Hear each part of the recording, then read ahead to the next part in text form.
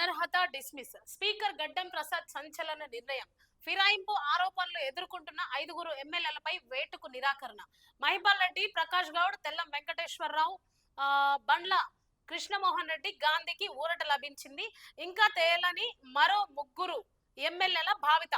Speaker నిర్ణయాన్ని తప్పుబట్టిన BRS హైకోర్టుకు వెళ్తామని ప్రకటించిందంట. స్పీకర్ నిర్ణయాన్ని తప్పుబట్టిన బీఆర్ఎస్ వాళ్ళు ఎందుకు తప్పుబట్టిర్రంటే, నా పార్టీలో గెలిచి నా పార్టీలో రాజీనామా చేయకుండా వాళ్ళు ఎట్లా వెళ్తారు అందులోకి అని చెప్పేసి వాళ్ళు స్పీకర్ మాటలను తప్పుపట్టడం జరిగింది. మరి ఇది ఎంతవరకు కరెక్టా కాదా అనేది ఒకసారి చూద్దాం. చూడండి, పార్టీ ఫిరాయింపులపై అంశంతో స్పీకర్ గడ్డం ప్రసాద్ కుమార్ సంచలన నిర్ణయం ప్రకటించారు. 5గురు ఎమ్మెల్యేలపై దాఖలైన అనర్హత పిటిషన్లపై డిస్మిస్ చేశారు.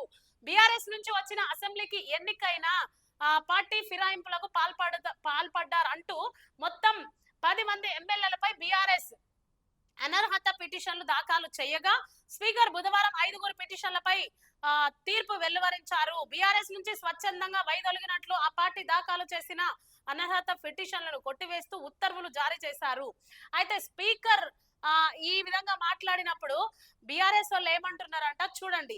రాజ్యాంగ ప్రజాస్వామ్య హత్య చేశారు, రాజ్యాంగ విరుద్ధంగా స్పీకర్ నిర్ణయం తీసుకున్నారు, దీన్ని మేము తీవ్రంగా ఖండిస్తున్నాము, పార్టీ ఫిరాయింపులపై మీరా మాట్లాడేదని చెప్పేసి ఇక్కడ బీఆర్ఎస్, బీజేపీ అట్లనే కాంగ్రెస్